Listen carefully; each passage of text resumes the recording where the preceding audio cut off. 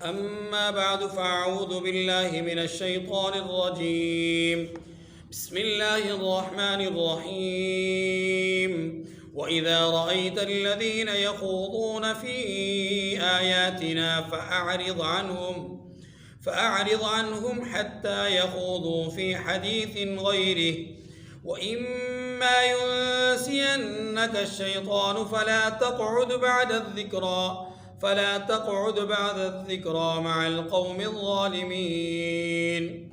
وما على الذين يتقون من حسابهم من شيء ولكن ذكرى لعلهم يتقون. وذر الذين اتخذوا دينهم لعبا ولهوا وغرتهم الحياة الدنيا وذكر به أن تبسل نفس بما كسبت ليس لها من دون الله ولي ولا شفيع وإن تعدل كل عدل لا يؤخذ منها أولئك الذين أبسلوا بما كسبوا لهم شراب من حميم وعذاب أليم بما كانوا يكفرون. صدق اللہ العظیم. سورۃ الانعام کی آیت نمبر 68 سے آیت نمبر 70 تک 3 آیات کریمہ آپ کے سامنے تلاوت ہوئی. ان آیات کریمہ سے پہلے اللہ تبارک و تعالی نے اپنی قدرت کو بیان فرمایا کہ میں قادر مطلق ہوں اور اپنے بندوں پر غالب ہوں، اور میری قدرت کی ایک مثال تمہاری نگہبانی یا حفاظت کا ایک نظام ہے جو میں نے فرشتوں کے ذریعے سے متعارف کرا رکھا ہے. پھر فرشتوں کی 3 قسمیں ہمارے سامنے آئیں اسی ضمن میں، اور اس کے بعد مشرکین کے حوالے سے ایک طرز عمل کو اللہ نے بیان کیا اور اس کی تردید بیان فرمائی کہ حالت مصیبت میں رب کو پکارتے ہیں، خوشی کے عالم میں رب کو بھول جاتے ہیں اور معبودان باطلہ کو اللہ کے ساتھ شریک سمجھتے ہیں. یہ بڑا غلط ترین تصور اور طرز عمل ہے، اسے ان کو چھوڑ دینا چاہیے. تیسری بات، یہاں پر اللہ تبارک و تعالی نے اسی نظام سیکیورٹی کو دوسرے انداز میں بیان کیا، یا نظام قدرت کو ایک اور انداز میں بیان کیا کہ میں صرف اور صرف تمہاری حفاظت پر قدرت نہیں رکھتا، بلکہ جتنا میں تمہاری حفاظت پر قادر ہوں اسی طریقے سے تمہیں اذیت اور تکلیف یا عذاب دینے پر بھی اسی طرح قادر ہوں. میری قدرت مثبت منفی دونوں پہلوؤں سے ہے. یہ تفصیل ہمارے سامنے آ چکی. اب ان 3 آیات کریمہ میں اللہ تبارک و تعالی نے ان لوگوں کے ساتھ معاملات کا ذکر کیا ہے کہ جو لوگ اللہ کی آیات کا مزاح اڑاتے ہیں، تمسخر اڑاتے ہیں، اللہ کی آیات کی تضحیق کرتے ہیں، یا قرآنی آیات پر تنقید کرتے ہیں اور قرآنی آیات کو اور احادیث مبارکہ کو یا شعائر دین کو کھیل کود کا ذریعہ بناتے ہیں، لطائف کا ذریعہ بناتے ہیں، اور ان سے لوگوں کو ہنسانے کا انہیں ان آیات کو یا حدیث کو ذریعہ بناتے ہیں. ان لوگوں کے ساتھ معاملات کا یہاں پر حکم یا تذکرہ موجود ہے. اور وہ معاملات کس طرح کے ہیں کہ ایسے لوگوں کی مجالس میں بیٹھنا کیسا ہے، ایسے لوگوں کے ساتھ مراسم رکھنا کیسا ہے، اس کا یہاں پر ذکر ہے. آیت کریمہ کا ترجمہ دیکھیے، پھر میں انشاءاللہ عرض کرتا ہوں. وَإِذَا رَأَيْتَ الَّذِينَ يَخُوضُونَ فِي آيَاتِنَا فَأَعْرِضْ عَنْهُمْ حَتَّى يَخُوضُوا فِي حَدِيثٍ غَيْرِهِ. اور جب تم ایسے لوگوں کو دیکھو جو ہماری آیتوں کے بارے میں بیہودہ بکواس کر رہے ہوں تو ان سے الگ ہو جاؤ، یہاں تک کہ اور باتوں میں مصروف ہو جائیں. غور کیجیے گا، حتیٰ یخوضوا فی حدیث غیری وَإِذَا رَأَيْتَ الَّذِينَ يَخُوضُونَ فِي آیَاتِنَا فَأَعْرِضْ عَنْهُمْ حَتَّى يَخُوضُوا فِي حَدِيثٍ غَيْرِهِ. ایک لفظ اردو میں استعمال ہوتا ہے غور اور خوض کرنا، غور و خوض کرنا. بعض لوگ اس لفظ کا معنی اردو کے اس لفظ کو مد نظر رکھ کر یہ کرتے ہیں کہ جو لوگ ہماری آیتوں میں غور کرتے ہیں، جو لوگ وَإِذَا رَأَيْتَ الَّذِينَ، جب آپ ان لوگوں کو دیکھیں کہ جو ہماری آیتوں میں غور کرتے ہیں، آپ ان سے اعراض کر دیجئے۔ بعض لوگوں نے اس کا ترجمہ غور سے کیا ہے، اور تشریح میں وہ کہتے ہیں، وہ لوگ یہ کہتے ہیں کہ غور جو کیا جاتا ہے آیات الہی میں، وہ مثبت بھی ہو سکتا ہے، منفی بھی ہو سکتا ہے، اچھا بھی ہو سکتا ہے، برا بھی ہو سکتا ہے۔ کوئی آدمی اچھی نیت سے غور کرے گا تو ہدایت پائے گا، بری نیت سے غور کرے گا تو گمراہ ہوگا، گمراہ کرے گا۔ تو اب وہ حضرات یہ کہتے ہیں، وہ لوگ یہ کہتے ہیں کہ اس آیت کریمہ میں بنیادی طور پہ غور کرنے کا، تدبر کرنے کا ذکر ہے، کہ جو لوگ ہماری آیات میں غلط غور کرتے ہیں ان سے اعراض کیجئے یہاں تک کہ وہ صحیح غور کرنے لگ جائیں۔ یہ ایک تشریح ہے، ایک تفسیر ہے جو کچھ چیدہ لوگوں نے کی ہے، یا یوں کہہ لیں کہ ایسے لوگوں نے کی ہے جو سیکولرزم کو پسند کرتے ہیں، ایسے لوگوں نے کی ہے جو دنیاوی حالات سے متاثر ہو کر کے عصر حاضر کے تقاضوں پر دین کو ڈھالنا چاہتے ہیں۔ عصر حاضر کو دین کے تقاضوں پر ڈھالنا یہ فطرت ہے، لیکن وہ یہ چاہتے ہیں کہ عصر حاضر کے تقاضوں پر دین کو ڈالا جائے، دین کی ایسی تشریح کی جائے کہ وہ عصر حاضر کے تقاضوں کے مطابق ہو جائے۔ نہ، عصر حاضر کے تقاضوں کو پورا کرے یہ بات درست ہے، لیکن عصر حاضر کے مطابق ہو جائے یہ بات غلط ہے۔ کیوں؟ عصر حاضر میں تو 8 مارچ کو میرا جسم میری مرضی بھی ہو، یہ بھی عصر حاضر کا تقاضا ہے، لوگ اس کو تقاضا بنائے بیٹھے ہیں۔ عصر حاضر کا تقاضا تو لوگوں نے عیاشی کو بھی بنایا ہے، عصر حاضر کا تقاضا تو لوگوں نے کھیل کود کو بھی بنایا ہے، عصر حاضر کا تقاضا تو لوگوں نے بے حیائی کو بھی بنایا ہے، عصر حاضر کا تقاضا تو لوگوں نے بے لگام زندگی کو بھی بنایا ہے۔ اب کیا عصر حاضر کے تقاضوں کے مطابق دین کو ڈالا جائے گا؟ ہرگز نہیں، ہرگز نہیں۔ زمانے کا تقاضا کیا ہے اس کو ہم نے قرآن و حدیث سے سمجھنا ہے، قرآن و حدیث کو زمانے کے تقاضے پہ نہیں ڈالنا۔ تو کچھ لوگوں نے یہ سمجھا کہ یہ معنی جو یخوضون فی آیاتنا ہے، اس کا معنی یہ ہے کہ جو ہماری آیات میں غور کرتے ہیں اور غلط انداز سے غور کرتے ہیں ان سے اعراض کر لیجئے، اگر جب تک وہ سیدھے انداز سے غور نہ کریں۔ یہ ترجمہ ہے ہی نہیں، یہ معنی ہے ہی نہیں۔ اس آیت کریمہ کا حقیقی مفہوم اور تعبیر کیا ہے؟ حقیقی مفہوم اور تعبیر یہ ہے کہ اس کا پس منظر جاننا ضروری ہے۔ آیت کریمہ کے پس منظر میں ہمیں مکہ مکرمہ کے ایسے لوگوں کی داستان اور حالات اور واقعات کو مد نظر رکھنا ہوگا کہ جو آیات کریمہ کے نزول کے بعد دار الندوہ میں بیٹھ جاتے تھے اور ان آیات کریمہ پر غور و خوض کرتے تھے۔ کیا مطلب غور و خوض سے؟ غور و خوض سے مراد یہ کہ آیت کریمہ اترتی تھی، آیت کریمہ کے الفاظ کو دیکھتے تھے، دیکھ کر کے ان الفاظ کو ایک پڑھتا تھا، دوسرے ہنستے تھے۔ اب یہ غور و خوض نہیں ہے، یہ غور و خوض نہیں ہے۔ جو ایکچول صورتحال تھی، جو اصل صورتحال تھی وہ یہ تھی۔ مثلا جب یہ کہا جاتا تھا کہ اللہ کی طرف سے الی اجل مسمى ایک مدت مقرر ہے دنیا کے فنا ہونے کی، جب اس قسم کی آیت کو وہ سنتے، چونکہ وہ قیامت کے منکر تھے، جب آیت کو سنتے تو ایک دوسرے کی طرف ٹیڑھی نگاہیں کر کے، جیسے ہوتا ہے نا کلاسوں میں یا دوستوں احباب میں، ایسا ہوتا ہے کہ ایک دوسرے سے متعلق کوئی بات اگر کوئی کسی کا مشہور ہو تو اس کی طرف اشارہ کر دیا، یا ہاتھ سے یا آنکھ سے، یا مطلب چہرے کا کوئی خط و خال ایسا بنا دیا یا انداز ایسا اختیار کر لیا کہ باقیوں کو چونکہ وہ ایک سے متعلق بات معلوم ہوتی ہے کہ فلاں یوں بیٹھتا ہے، فلاں یوں دیکھتا ہے، فلاں، تو جیسے ہی ایک نے کیا باقی ہنس پڑے۔ بالکل یہی صورتحال مکہ مکرمہ میں تھی۔ آیات کریمہ اترتی تھی رسول اللہ صلی اللہ علیہ وسلم کی عظمت اور شان کے حوالے سے،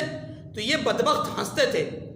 تو اب آیت کریمہ کا پس منظر سامنے رکھنے کے بعد اب آیت کریمہ کا وہ معنی جو تمام مفسرین نے لیا وہ کیا ہے کہ جب آپ ان لوگوں کو دیکھیں جو ہماری آیات میں بیہودہ بکواس کرتے ہیں، بیہودگی کا مظاہرہ کرتے ہیں، جو ہماری آیات میں تنقید کرتے ہیں، جو ہماری آیات کا تمسخر اڑاتے ہیں، جو ہماری آیات کا مذاق اڑاتے ہیں، جو ہماری آیات کے ساتھ کھیل کود کرتے ہیں، فرمایا جب ایسی مجلس لگی ہو فَأَعْرِضْ عَنْهُمْ، اس مجلس سے ہٹ جائیے، اس مجلس سے۔ اب اس مجلس سے ہٹ جانے کا مفہوم کیا ہے؟ نمبر ایک، اگر آپ کو یہ پتہ حضور کے زمانے میں بھی ہے، بعد میں بھی ہے اور آج بھی ہے اور قیامت تک یہی حکم ہے کہ اگر کوئی ایسی مجلس ہے جہاں پر آپ کو پتہ ہے کہ قرآن پر تنقید ہونی ہے، جہاں آپ کو پتہ ہے کہ حدیث رسول پر تنقید ہونی ہے، ذات رسول پر تنقید ہونی ہے، اصحاب رسول پر تنقید ہونی ہے، اہل بیت رسول پر تنقید ہونی ہے، یا دین اسلام پر تنقید ہونی ہے، شاعر اسلام پر تنقید ہونی ہے، قرآن پر تنقید ہونی ہے، نماز کا مذاق اڑایا جانا ہے، یاد رکھیے ایسی مجلس میں جانا حرام ہے۔ عام آدمی کے لیے ایسی مجلس میں جانا، میں عام آدمی کا لفظ اس لیے استعمال کر رہا ہوں کہ آگے ایک جزیہ ہے، عام آدمی کے لیے یعنی صرف شرکت کے لیے جانا، عام آدمی سے مراد چاہے وہ عالم ہے چاہے غیر عالم ہے، اگر عام نیت سے جا رہا ہے، صرف بیٹھنے کے لیے جا رہا ہے تو یہ جانا حرام ہے، پتہ ہے کہ یہاں پر یہ غلط حرکت ہونی ہے، اس لیے حکم دیا گیا ایسی مجلس سے اعراض کرنا ہے۔ نمبر دو، اگر جانے کے بعد پتہ چلا، جانے سے پہلے نہیں پتہ چلا عالم ہے یا غیر عالم، جانے کے بعد پتہ چلا کہ اس مجلس میں تو یہ ہو رہا ہے، تو وہاں پر باقی رہنا، باقی وقت گزارنا، وہاں پر بیٹھے رہنا یہ حرام ہے، اس مجلس سے اٹھ جانا ضروری ہے، اس مجلس سے اٹھ جانا، یہ فَأَعْرِضْ عَنْهُمْ کا دوسری تفسیر ہے۔ اور فَأَعْرِضْ عَنْهُمْ کی اس تفسیر کے ضمن میں ایک چیز مستثنا ہے، اور وہ کیا ہے کہ کوئی آدمی اس نیت سے اس مجلس میں جائے، پتہ ہے کہ یہاں پر غلط ہونا ہے، لیکن اس نیت سے جائے کہ میں بات کروں گا تو لوگ میری بات کو سنیں گے، میں تبلیغ کروں گا تو لوگ میرا بات سنیں گے، میری بات کو ترجیح دیں گے اور میں ان کو سمجھاؤں گا تو وہ سمجھیں گے، اگر اسے پتہ ہے، اندازہ ہے، شک ہے، امید ہے یا کچھ تھوڑی سی آس ہے، تو اس آدمی کے لیے ایسی مجلس میں جانا نہ صرف جائز ہے بلکہ اچھا ہے کہ یہ جائے اور جا کر کے ان کی تعلیم اور تربیت کا اور تبلیغ کا اہتمام اور انصرام کرے۔ لیکن اگر اس کو بھی پتہ ہو کہ میرے جانے کے باوجود بھی ان لوگوں نے جواباً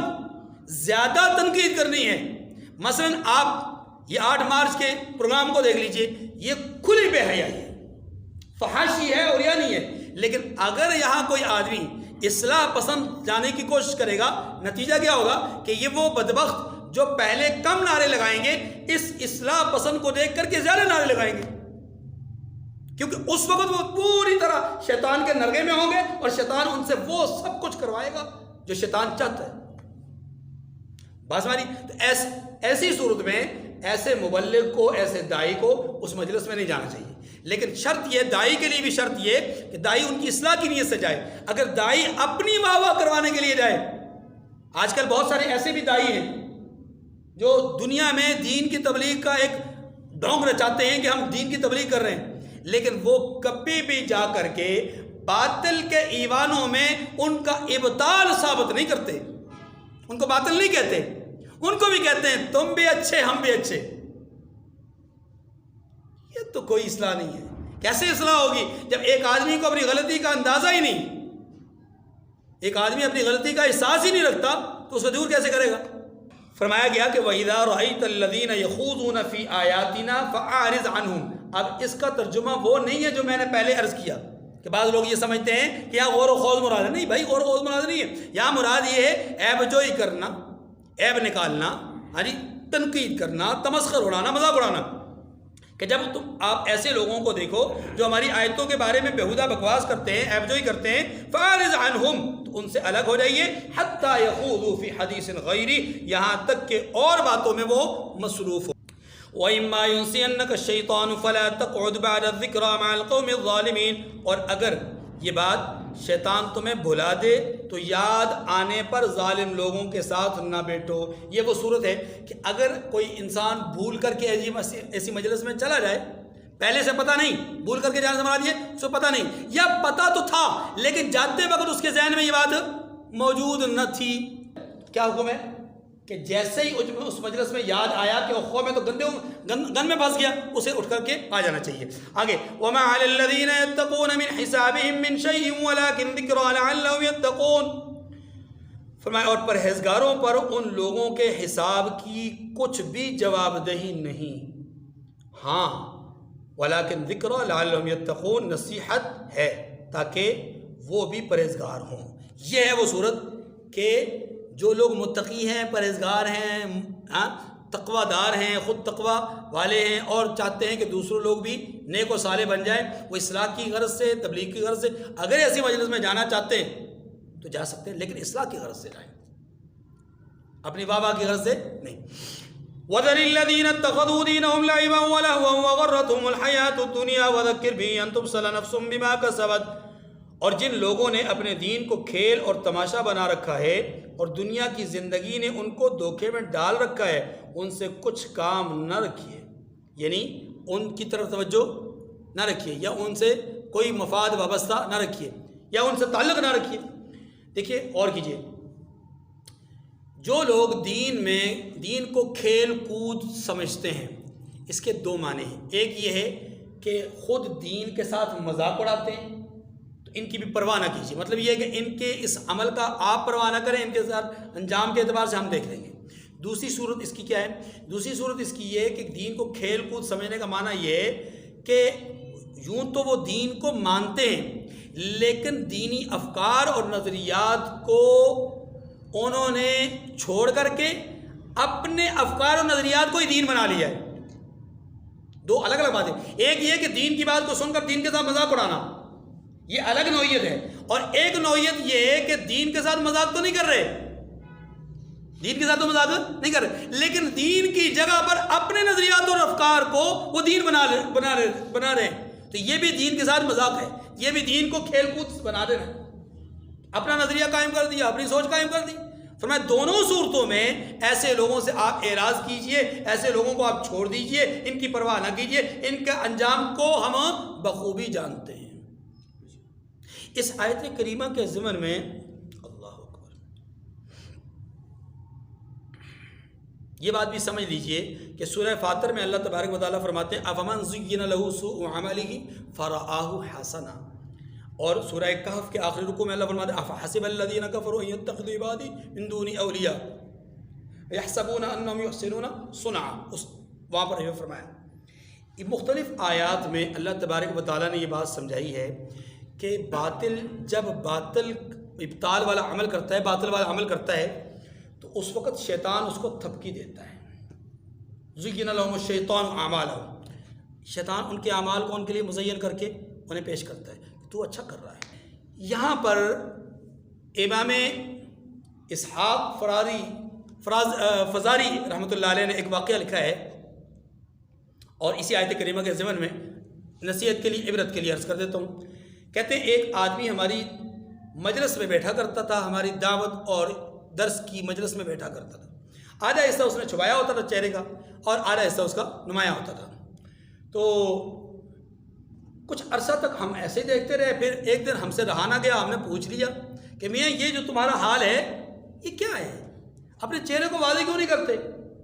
اس نے جواب دیا کہ حضرت نہ ہی پوچھیے، بہتر ہے بس جس حالت میں چلنے دیجیے۔ ہم نے اصرار کیا، اصرار جب کیا تو اس نے بتا دیا کہ جی میں اصل میں ایک گور کن تھا، قبریں کھودنے والا تھا، اور صرف قبریں کھودا ہی نہیں کرتا تھا بلکہ دن کو قبر کھود کے مردوں کو دفنا کر لوگ چلے جاتے تو رات کو میں کفن چوری کیا کرتا تھا، کفن چور بھی تھا، وہ کام بھی کرتا تھا، یہ کام بھی کرتا تھا۔ تو ایک دن ایسا ہوا کہ ایک عورت کو دن کو دفنایا گیا، میں نے رات کو اس کا کفن جب اٹھانے کی کوشش کی تو اچانک اس کا ہاتھ اٹھا اور میرے چہرے پر آ کر کے لگا اور میرے چہرے پر 5 انگلیوں کا پنجہ پڑا ہوا ہے۔ کہتے پھر اس نے اپنا چہرہ ہٹایا تو واقعی 5 انگلیوں کا پنجہ تھا۔ تو ابو اسحاق کہتے ہیں، امام ابو اسحاق کہتے ہیں میں اس زمانے میں امام اوزاعی رحمۃ اللہ علیہ کے زمانے کی بات ہے، کہتے ہیں میں نے امام اوزاعی رحمۃ اللہ علیہ کو خط لکھا اور سارا واقعہ لکھا کہ یہ صورت حال ہے۔ تو حضرت امام نے جو آگے سے جواب دیا وہ جواب یہ نہیں تھا کہ یہ صحیح ہے یا غلط ہے، اللہ اکبر، حضرت نے بطور نصیحت ایک بات کہی، فرمایا سنو اس آدمی سے ایک بات پوچھنا، پہلے انہوں نے 3 دفعہ انا للہ و انا الیہ راجعون لکھا، حروف ترجیح یا الفاظ ترجیح لکھے، 3 دفعہ وہ لکھے، پھر کہا کہ اس سے ایک بات مسئلہ پوچھنا، اور وہ مسئلہ یہ پوچھنا کہ جتنے لوگوں کے تم نے کفن چوری کیے، یہ بتاؤ کیا ان سب کے چہرے قبلے کی طرف تھے؟ اگر ان سب کے چہرے قبلے کی طرف تھے تو اللہ نے ان کا خاتمہ ایمان پہ کر دیا، اور اگر ان کے چہرے قبلے کی طرف نہیں تھے تو باوجود دنیا میں مسلمان ہونے کے ان کا خاتمہ ایمان پر نہیں ہوا۔ ٹھیک ہے، اللہ اکبر۔ یہ تو بات تھی خط اور خط کا جواب۔ اس ضمن میں جو بات عرض کرنا چاہتا ہوں وہ کیا ہے؟ علماء نے لکھا ہے کہ جو آدمی دنیا میں رہتے ہوئے دین کا مذاق اڑاتا ہے، جو آدمی دنیا میں رہتے ہوئے دین کا مذاق اڑاتا ہے، اس آدمی کا خاتمہ بھی کفر پر ہوتا ہے۔ نمبر دو وہ مسلمان جو دنیا میں رہتے ہوئے گناہوں پر اصرار کرتا ہے، یعنی گناہ پر گناہ کیے جاتا ہے، اسے لوگ سمجھاتے بھی ہیں، بتاتے بھی ہیں، اس کے سامنے بیانک حالات ذکر کرتے ہیں، لیکن وہ پھر بھی رائے راست پر آنے کے لیے تیار نہیں ہوتا، اصرار کرتا ہے گناہوں پر۔ علماء لکھتے ہیں کہ اس آدمی کا خاتمہ بھی کفر پر ہوتا ہے۔ انتہائی سخت بات ہے۔ فرمایا وَذَرِ الَّذِينَ اتَّخَذُوا دِينَهُمْ لَعِبًا وَلَهْوًا وَغَرَّتْهُمُ الْحَيَاةُ الدُّنْيَا، اپنے دین کو کھیل اور تماشا جنہوں نے بنا رکھا ہے اور دنیا کی زندگی ہی نے ان کو دھوکے میں ڈال رکھا ہے، دنیا کو سب کچھ سمجھنے لگے، فرمایا ان سے کچھ کام نہ رکھیے۔ ہاں وَذَكِّرْ بِهِ أَن تُبْصَلَ نَفْسٌ بِمَا كَسَبَتْ، اس قرآن کے ذریعے سے نصیحت کرتے رہیے، کیوں؟ تاکہ قیامت کے دن کوئی اپنے اعمال کی سزا میں ہلاکت میں نہ ڈالا جائے۔ یعنی ہو سکتا ہے شاید یہ بچ جائے، آپ ان سے تعلق نہ رکھیے کا معنی یہ نہیں ہے کہ آپ نے بولنا چالنا چھوڑ، نہیں، مطلب یہ کہ آپ ان کے ساتھ معاملات اس طرح کے دنیاوی اعتبار سے نہ کریں تاکہ ان کو کچھ نہ کچھ تنبیہ ہو، لیکن ساتھ ساتھ قرآن سے نصیحت کرتے رہیے۔ لَيْسَ لَهَا مِن دُونِ اللَّهِ وَلِيٌّ وَلَا شَفِيعٌ، کون سی قیامت کیسا دن؟ فرمایا اللہ کے سوا نہ تو کوئی اس کا دوست ہوگا اس دن اور نہ ہی سفارش کرنے والا۔ وَإِن تَعْدِلْ كُلَّ عَدْلٍ لَّا يُؤْخَذْ مِنْهَا، اور اگر وہ ہر چیز جو روئے زمین پر ہے بطور معاوضہ دینا چاہیں تو وہ اسے قبول نہ کرے گا۔ أُولَٰئِكَ الَّذِينَ أُبْصِرُوا بِمَا كَسَبُوا، یہی وہ لوگ ہیں کہ اپنے اعمال کے وبال میں ہلاکت میں ڈالے گئے۔ لَهُمْ شَرَابٌ مِّنْ حَمِيمٍ وَعَذَابٌ أَلِيمٌ بِمَا كَانُوا يَكْفُرُونَ۔ اللہ اکبر۔ فرمایا ان کے لیے پینے کو کھولتا ہوا پانی ہے اور دکھ دینے والا عذاب ہے۔ سورہ محمد میں اللہ تبارک و تعالیٰ فرماتے ہیں سقوا ماء حمیما فقطع امعاءهم، انہیں کھولتا ہوا پانی پلایا جائے گا تو ان کی آنتنیں کٹ کٹ کر گریں گی۔ اتنا کھولتا ہوا پانی ہوگا کہ اس دنیا میں تانبے کو پگھلایا جائے تو تانبے کا پگھلی ہوئی حالت وہ اتنی زیادہ گرم نہیں ہوتی جتنا کھولتا ہوا پانی قیامت ہے ان جہنمیوں کو پلایا جائے گا۔ اور احادیث سے ثابت ہوتا ہے کہ انسان کے دنیا میں جو برے اعمال ہیں، یہ برے اعمال اللہ تبارک و تعالیٰ قیامت کے دن مختلف شکلوں میں بطور عذاب اس پر مسلط کریں گے۔ کوئی گناہ ایسا ہوگا کہ جو سانپ کی شکل میں مسلط کیا جائے گا، کوئی گناہ ایسا ہوگا جو بچھو کی شکل میں مسلط کیا جائے گا، کوئی گناہ ایسا ہوگا جو آگ کی شکل میں مسلط کیا جائے گا، کوئی گناہ ایسا ہوگا جو بیڑیوں کی شکل میں مسلط کیا جائے گا، کوئی کوڑے کی شکل میں مسلط کیا جائے گا، کوئی پیپ پلانے کی شکل میں مسلط کیا جائے گا، اور کوئی آنتنے کاٹنے کی شکل میں پیدا کیا جائے گا۔ کسی گناہ کو اس انداز میں پیش کیا جائے گا کہ انسان کے اعضاء کٹ کٹ کر کے گریں گے اور جلد اس کی جل جائے گی۔ اور قرآن پاک کیا کہتا ہے؟ ایک اور نقشہ کہتے ہیں کلما نضجت جلودہم بدلناہم جلودا غیرہا، جب ان کی کھال جل جائے گی، وجود کے اوپر کچھ نہیں رہے گا، ہم ایک نئی کھال، نیا وجود، نیا جسم دیں گے تاکہ اس عذاب میں وہ مسلسل اس عذاب کا مزہ چکھتے رہے۔ یہی بات یہاں پر کہی گئی لہم شراب من حمیم، ان کے لیے کھولتا ہوا پانی ہے، وعذاب علیم، اور دکھ دینے والا عذاب ہے۔ کیوں؟ اس لیے کہ بما کانوا یکفرون، کہ وہ دنیا میں کفر کیا کرتے تھے۔ وآخر الدعوانا ان الحمد للہ رب العالمین۔